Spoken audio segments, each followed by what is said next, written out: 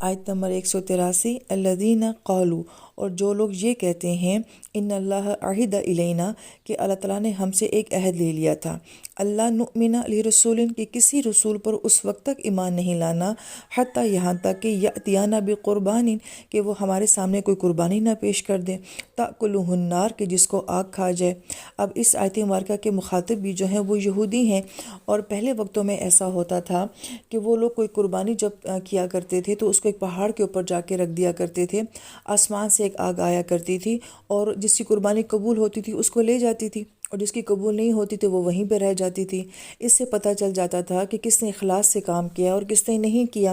تو وہ یہ کہہ رہے ہیں کہ نبیوں کو اس وقت تک ہمیں ماننے کی اجازت نہیں دی گئی جب تک کہ ہم کوئی معجزہ نہ دیکھ لیں، تو پھر ایسا کریں کہ نبی علیہ السلام سے بھی کہیں کہ وہ ہمیں کوئی معجزہ کر کے دکھائیں تاکہ ہم ان کو مانیں۔ تو اللہ پاک ان کو جواب کیا دے رہے ہیں، کل نبی علیہ السلام ان سے کہہ دیجئے کہ جاءکم رسول من قبلی بالبینات، کہ مجھ سے پہلے بھی کتنے رسول جو ہیں تمہارے پاس آ چکے ہیں واضح معجزوں کے ساتھ،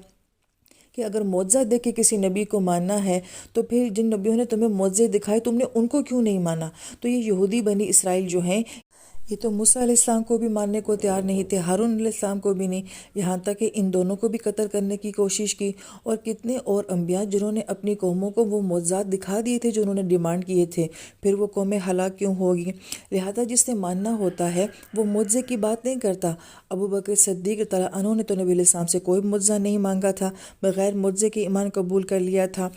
اور پھر اللہ تعالیٰ فرماتے ہیں وَبِالَّذِي قُلْتُمْ، اور وہ چیز بھی وہ نبی لے کر آگے تھے جس کے لیے تم ان سے کہہ رہے تھے، یعنی کہ جس قوم نے جو معجزہ اپنے نبی سے مانگا ان نبیوں نے وہ معجزے ان کو اللہ کے حکم سے کر کے دکھا دیے تھے۔ فَلِمَا قَتَلْتُمُوهُمْ إِن كُنتُمْ صَادِقِينَ، اگر تم واقعی سچے ہو تو پھر تم نے ان نبیوں کو کیوں قتل کیا تھا؟ تو اس ایک آیت میں اللہ تعالیٰ نے یہودیوں کی تمام تاریخ کو جو ہے وہ بیان کر دیا ہے۔ اگر ہمارا مطالعہ بائبل اور تورات کا ہو تو پھر ہمیں بہت ساری باتیں سمجھ آ جاتی ہیں کہ بہت ساری آیات ایسی ہوتی ہیں جس میں اللہ تعالیٰ بائبل اور تورات کا جواب دے رہے ہوتے ہیں، ان کی ہسٹری کو اللہ تعالیٰ ٹھیک کر رہے ہوتے ہیں۔